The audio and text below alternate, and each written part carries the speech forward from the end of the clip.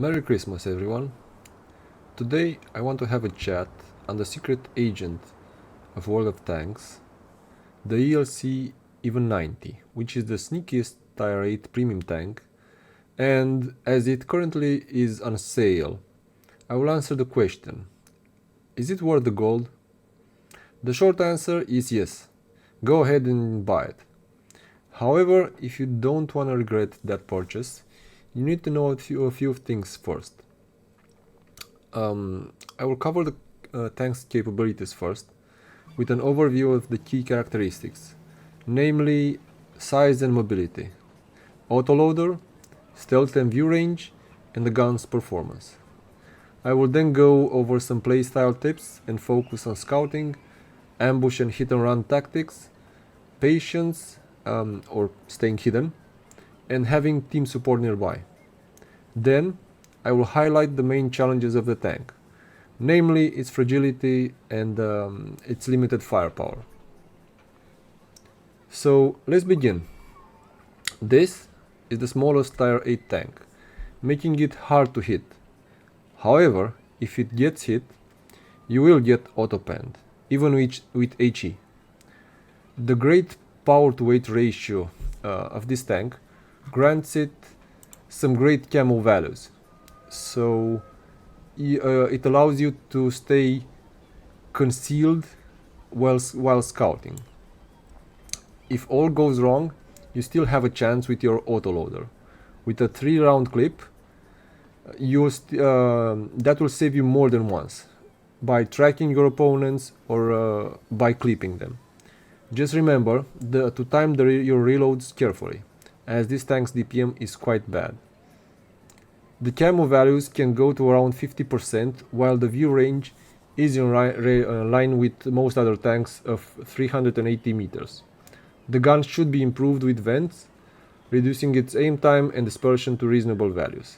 The base values aren't that great, 2.9 seconds to aim, and I think it's 0.38 the dispersion. On the equipment side, I prefer using a commander's vision system, binoculars and vents. The commander's vision system is essential to outspot enemies in bushes and will allow you to continue advancing and keeping the enemy tanks visible continuously while you remain hidden. On the crew skills, go ahead and add camo for all crew members, as you can see over there. Then designated target, sound detection, brother in arms, like I said, smooth ride and off-road driving, recon and situational awareness and repairs. Everything else is a bonus. You will do just fine with those. As this is the ultimate passive scout, and I think in my view it's the ultimate passive aggressive scout. So every game, if it's available, the key is to rush to the key spotting locations early in the game. So basically you need to find the location with a wide field of view without exposing your tank. This is important. So generally you might avoid the obvious bush, right? You need to maintain distance, and you need to use cover wisely to avoid getting detected. You also need to stay dynamic. If the situation allows, you need to relocate to different scouting positions to maintain vision on the enemy. One mistake a lot of players make is a lack of map awareness. That usually means where are your allies located. So how well can they provide fire support? For example, if your team is on the other flank or you don't have enough support, it might be better to take a less advantageous position to better help your team and allow them to fire for you basically and improve your score. Remember, scouting in World of Tanks, and even more with this tank, demands patience, map knowledge, and understanding of when to be aggressive and when to stay hidden. As a passive scout, your first target of opportunity should be your opposite light tank on the enemy team. As RT players know very well, if you manage to disable your counterpart early, you will usually get to a disproportionate amount of damage to the enemy team. In the same manner, you need to focus on allowing your team to take out that enemy scout or shoot it yourself if you can do it while staying hidden. more than that, you need to stay alive. As the battle progresses and the tank numbers dwindle, your role becomes even more critical. So survivability is key. So let's talk a bit about late game gameplay. You need to use your speed and your agility to avoid direct confrontations while maintaining vision for your team. You need to look for chances to finish off weakened enemies or capture an objective, if that's another bush or anything like that, if the situation is favorable. Your small size and agility make you ideal for sneaky plays in the late game. So outflanking, just using an autoloader, whatever. Now, just very briefly on the key stats of the tank, right? So you have 220 average damage, which is really low, yes, but you do have an autoloader with 3 intercreep reloads, shots, and you have 2.5 seconds between your shots, so that's pretty okay, let's say. The average damage per minute is very low, so you need to take into account this. The gun traverse, it doesn't matter, the reload is really bad, and the average penetration is pretty bad as well. So I usually take half and half of those 2 items. I also focus on this equipment over here, so basically the commander's vision and binos and vents, like I said. And other things, you have a really low amount of hit points, you have no armor, so like I said, each round will destroy you, and you need to use binos, right? So just use binos to improve everything. Now we will go into a replay that I had recently, and we'll see how the concepts that I previously exposed will be used inside the game. Alright, so now we're in the replay. So basically this is Prohorovka, which is probably the best map for scouting, but it basically has everything that you need and was exposed previously in the concepts before the game. So like I said, on this map, in the first few minutes I've done exactly what I said you should do. So basically I rush to the position in a bush in the corridor, but unfortunately I did get delayed a little bit by the enemy ELC Even 90, who was running across the field to get the few extra spots. I see that there is a T-54E1, so a heavy tank, which shouldn't really be here, but he's basically banking on his great gun depression to try and scout and put some pressure on the enemy team, so basically our team. So I need to fall back. I did fall back a little bit just to be on the safe side and not get proxy scouted. So you see I'm staying around 80 to 100 meters distance from this tank, which basically means that I'm permanently scouting him. The enemy ELC Even 90 is doing his hero runs over here, but he's no EBR, so I don't really agree with that kind of playstyle. He might get a few scouts, he might do some good damage, but this usually means that he's a less experienced player with the ELC Even 90, right? So in this tank, this is all about passive aggressive scouting, right? You need to put everything that I said into context. So right now I'm a bit stuck due to the fact that I can't really advance because this this T-54, it's really close to me, but I do offer some really good position to be for the enemy teams, which like the T-30 or the Patton on that other flank, or the enemies in the middle. So basically they are getting light up by the binoculars that I have. I basically, if you look at the minimap, my circle ends basically at that position. So it's a pretty good position, and in the first 2.5 minutes the enemy scout tank is really low, and I'm also scouting for close to 3k damage, right? So it's a good start, right? And right now I just need to have the discipline to be patient, right? This is the key with the scout tanks. You need to have the discipline of being patient. And now when you see over here, the first shot that I take is basically to confirm the kill and enemy scout. I see that there's no other enemy tank. I do have the commander's vision system. I have at least double bushes between me and everything that could scout me.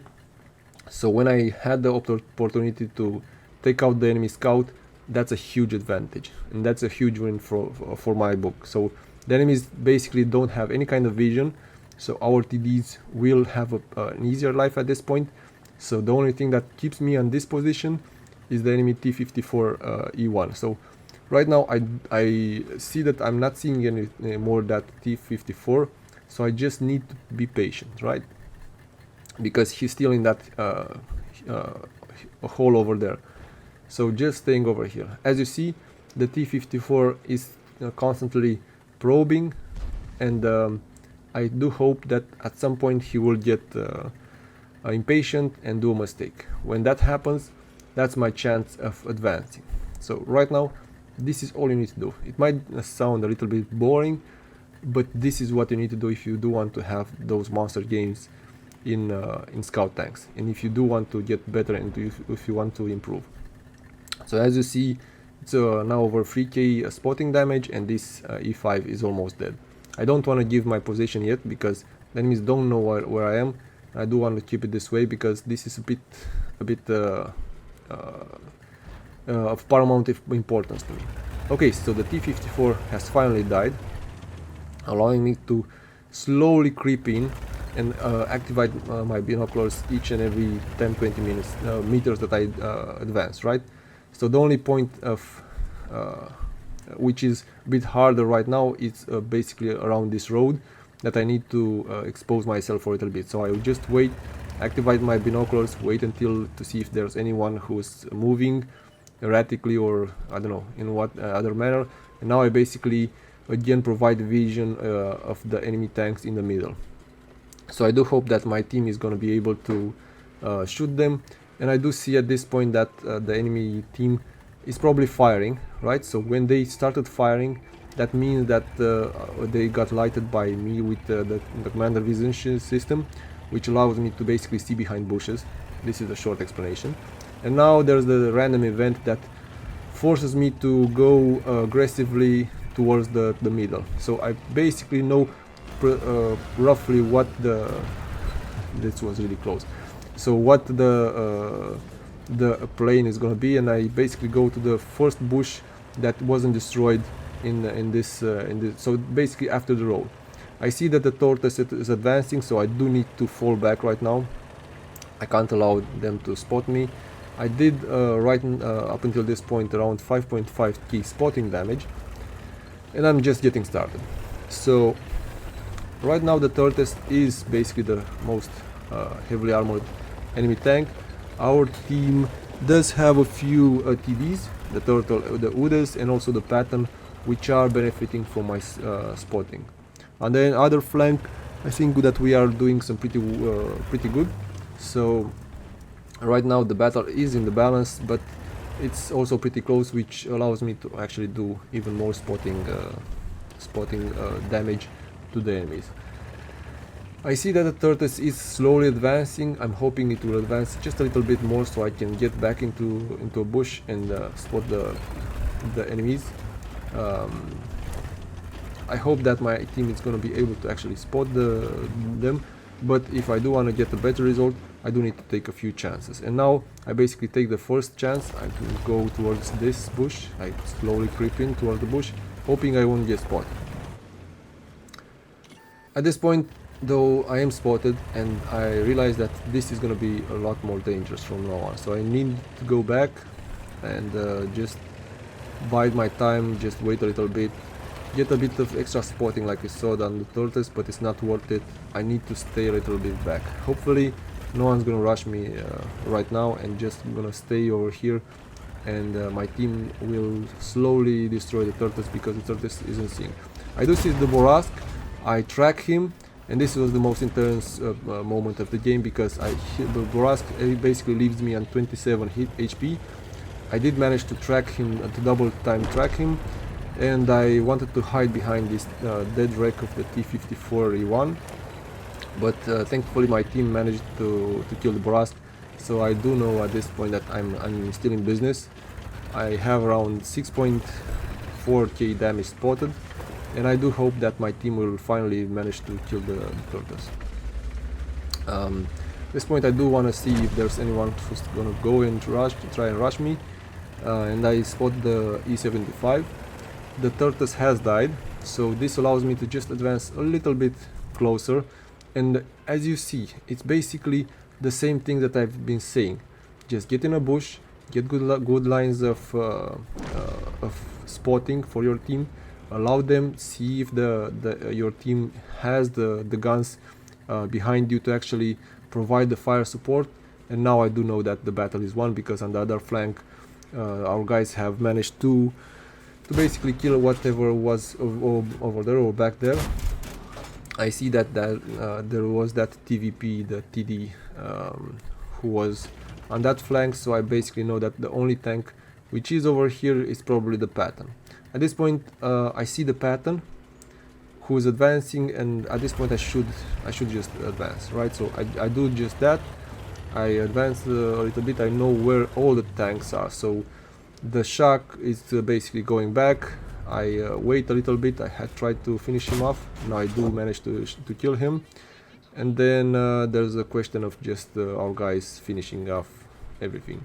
So as you saw, in about 10 minutes with slow, deliberate manner, I basically managed to spot around 8k. So basically 4 full tanks have been, or 5 full tanks have been killed as a result of my spotting, right? So I basically dominated this flank, and this is how you can influence the game to your advantage in light tank.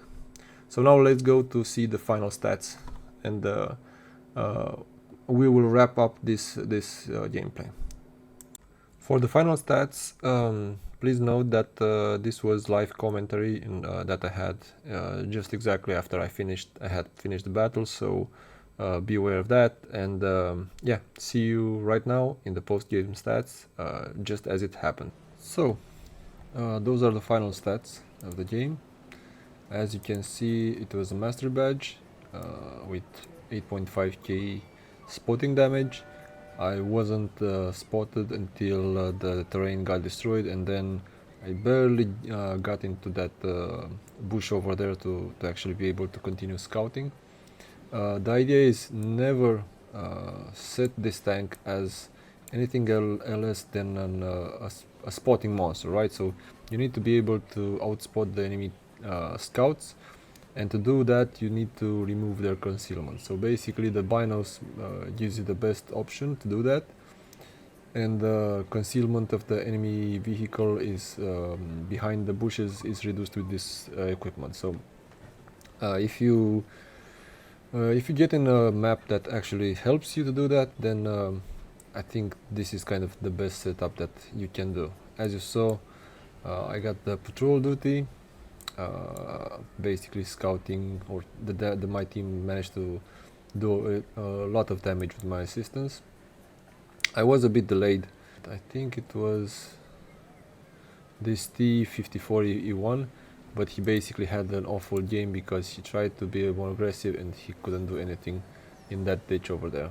And thus I allowed the Udes and also I think the Gisor turtle were behind me, and they did a lot of damage with my spotting. So in total I shot 7 shots, I hit 5, I penned 4, and basically did a monster truck of credits. And yeah, as you can see, this tank is really nice for being the absolute best scout in the game. I also have my Julia Winfield, which is basically my best commander over here, which has the most skills that I have in a light tank. So if you can, I strongly recommend you buy this tank, because this basically allows for the scouting as it used to be in the old times, when you could actually basically decide the game just by yourself. So a mastery badge with an ELC 11. So that being said, thank you very much for watching me. If you did like it, please consider a like or even a subscribe to the channel if you want to see a bit more content. I post pretty constantly, so yeah, that being said, thank you and see you the next time. Bye now.